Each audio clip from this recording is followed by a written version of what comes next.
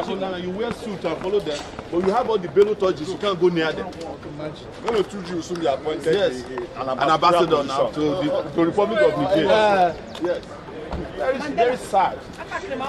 And you come to court, you use police resources for all these small boys.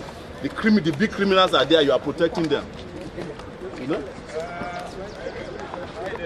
There's a video of him. He went and bought a cloth and he was using the video of that girl's phone to take a picture and send to the person from whom he bought the clothes. Ah. Yes. That was when I got there, they didn't want to release the phone. They wanted to go and wipe out the phone. But we insisted and got the phone. When we got home, we saw police phone that they seized from a copper. They had already started using it. If they go and use it to commit crime, they will not claim that she's the owner, she's the one who committed the crime. That's the Nigerian police you have. Led by this illegal, and Tinubu is removing everybody. What is he still doing with Egbetokun? Egbetokun is the most incompetent police officer. Well, no longer a police officer. He's the most incompetent retired police officer in Nigeria, who is illegally occupying the office of the IGP. Yes. Okay, sir, I'd like you to react to some of the recent developments concerning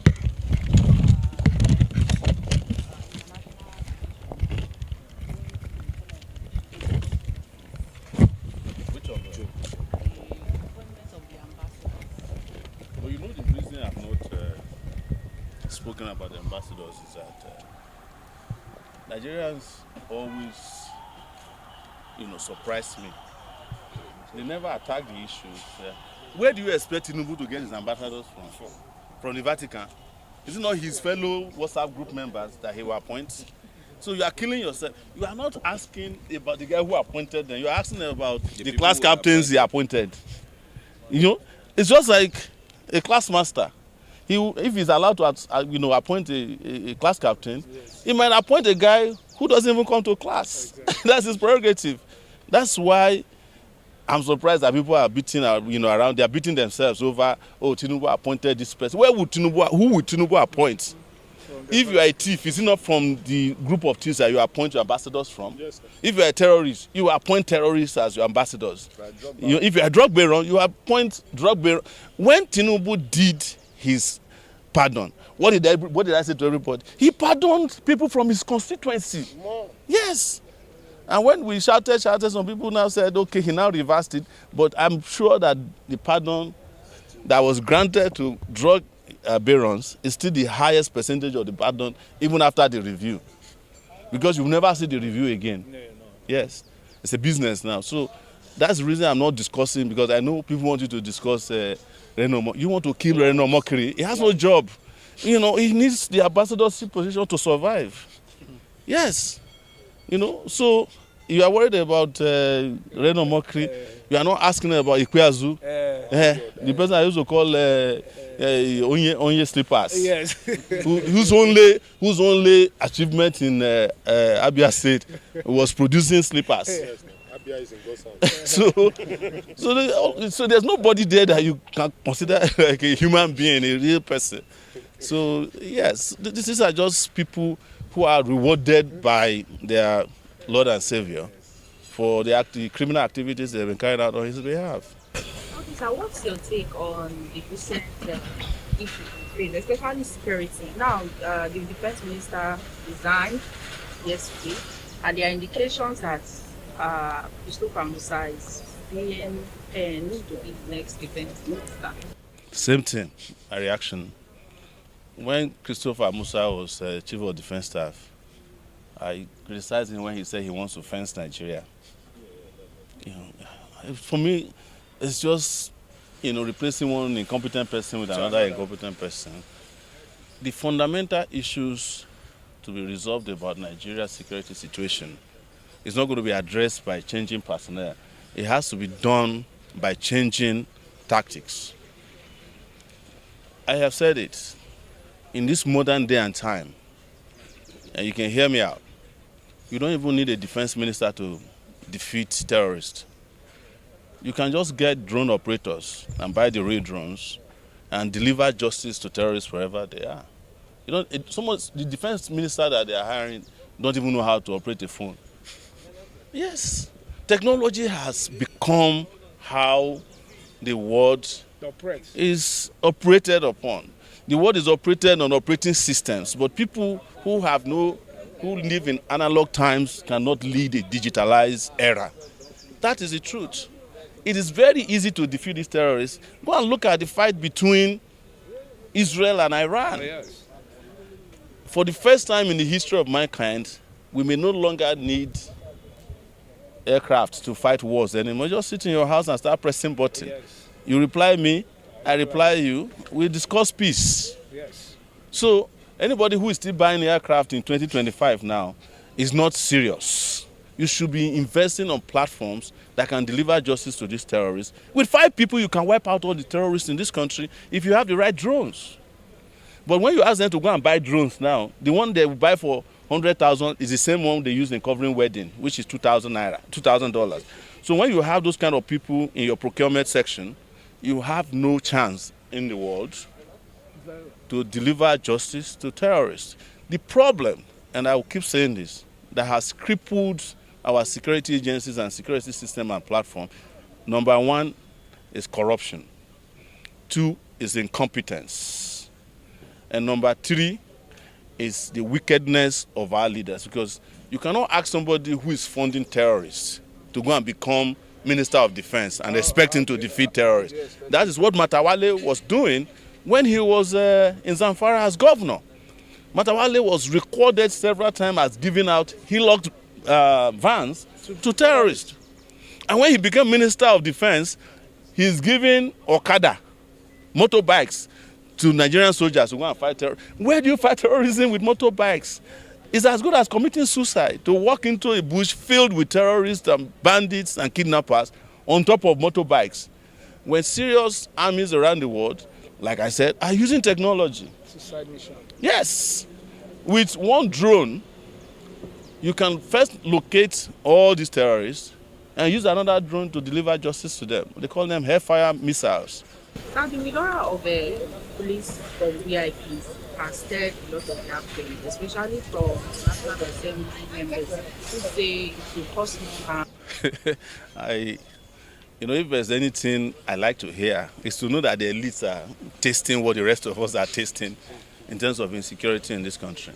But the truth is that no VIP is, divested of their security. This is an opportunity for the police to make money during this Christmas, because everybody will now rush to go and pay for VIP protection. The police is very strategic. Are you hearing me? That the time you ask VIP to be taken from police is the Christmas period when the VIPs need police the most, because all of them are going to be heading back home. So what do? They come back to you and say, please, we are sorry that we have not been paying enough. So pay you whatever you want. Nobody. That's why the IG, a joker, I'm talking about the illegal IG, now gave an order that anybody who is still with VIP should be arrested by the police. So if I'm a senior police officer and I'm escorting a DIG and a junior police officer see me at a checkpoint, he will now come and arrest me. Is it possible? The commissioner of police that you asked to arrest them himself has given out half of his policemen to VIPs. So who is going to arrest who? It's a joke. It's because the leadership of the police don't know what they are doing. Or they know what they are doing, but they don't want to tell the Nigerian leadership that this is business time for us. If you know of any VIP police whose police has been removed, just know that that VIP has not paid the appropriate price. And he has not gone to renew his contract. So it's not a franchise. So it's a franchise. We're talking about over 210 policemen. That's officially policemen that are in existence. Over 100,000 of them are serving VIP. The IG said he recalled 11. So there's still 90,000 policemen missing. Back who are still on the field. And I can be challenged on this at any time to provide the evidence. They know it. They know that these are things that I'm very versed with, because, we have all the information necessary about the police and other security agencies in the country. So, Aniku Mbadu has been seen of late talking about the safety of the abducted, that they are assuring the families of victims that their children are well and safe while in captivity. Something that's... Well, what Nuhu Ribadu has come to tell you is that he's the new chief negotiator with the terrorists. So, and that's probably what Tinubu appointed him to be doing now. What they are doing is empowering the terrorists. And it is because they have no capacity to disempower them. So they engage. If Nuhu can tell you that they are in good hands, they said, and they are safe where they are, then come and redefine to me the meaning of safety. If a child who is barely 15 to 16 years is not in school and not with their parents, they are not safe. There's nobody who is safe in the hands of deranged kidnappers, terrorists, or bandits. None. So that's why I said maybe you should redefine to me the meaning of safety. But they are telling you, without missing words, that that's the world you are living in. Maybe some of you are still in denial. Do you now support the US coming to rescue Nigeria? No, the US is not coming to rescue Nigeria. The US is ridiculing Nigerian leaders. So what should we do? Well, kick out the leaders who cannot protect you. That's simple. You deserve protection, not from the you didn't elect Donald Trump to protect you. Elected, or they selected Tinubu. And the reason I'm saying this, so that those of you who are carried away by US promises, is that if the US comes here to help you clear Sambisa forest, who is going to clear the forest in Edo State for you? Except you then agree that the US must replace your government. So your next governor in Edo State will be called Moore from Idaho. The one from Ondo State will be from New York. The one from Zamfara, they may not find a governor to go to Zamfara because US people don't like to go to unsafe places. So, and I have restated it again, that as an African, a Pan-Africanist, it is a disgrace that we keep looking for salvation from the people who enslaved us, the people who colonized us. Somebody who took you as a slave 400,000 years ago cannot love you when it is him and his past policies and of their grandparents that put you in the condition that. Have you forgotten the Cold War?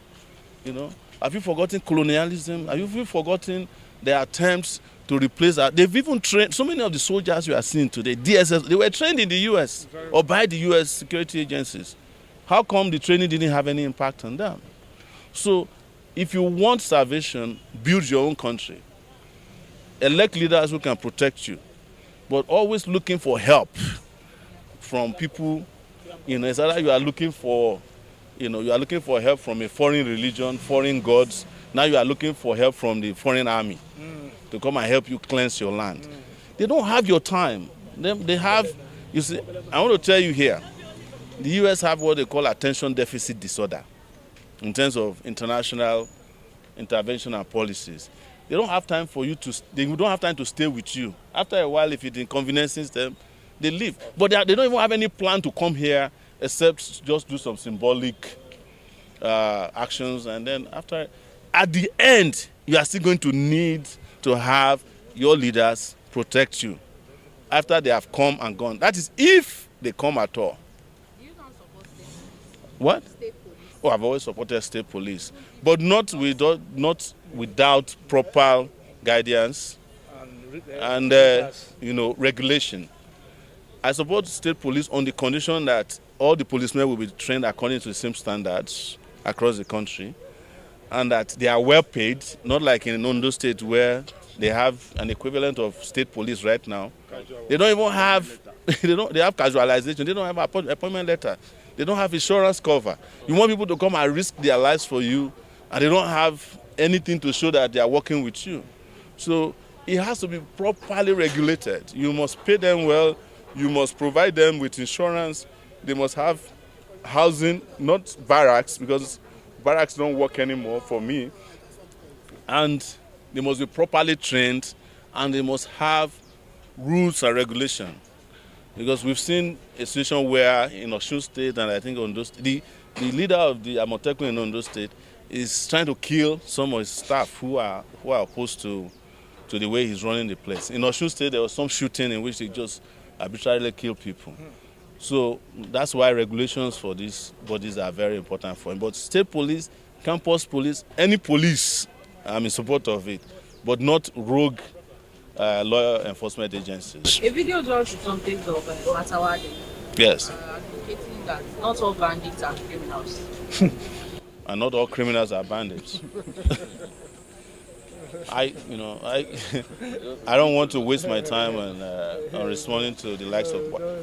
It's a reflection of where we are. That again, the worst amongst us is governing the most brilliant amongst us. So these are wash-up people that have no business. These are people that should be in jail. I met one governor, former governor here this morning. What is his name? Babangida Aliyu. Okay. Yeah. He was alone in a BMW. So he saw me, came to greet me. I said, what are you doing here? He said, I've been facing corruption charges for 10 years. I said, why don't you join the APC and stop disturbing yourself? But He said, you can't join them. I said, well, it's a matter of time. yes. Yeah. So, what did we predict to you? That they would do that.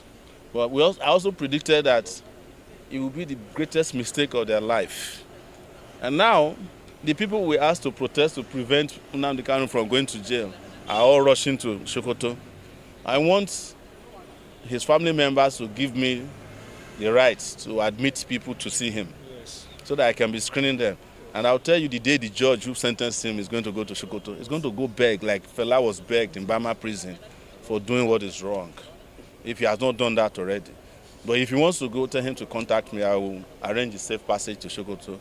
This was the worst thing they could have done to them. When they were taking him to Sokoto, they thought they would ridicule him. He would be, when he goes to Sokoto, It was. he has turned Sokoto to another Mecca. Yes. Pilgrimage. That's what we predicted. They don't have sense because they don't have people who can reason in government.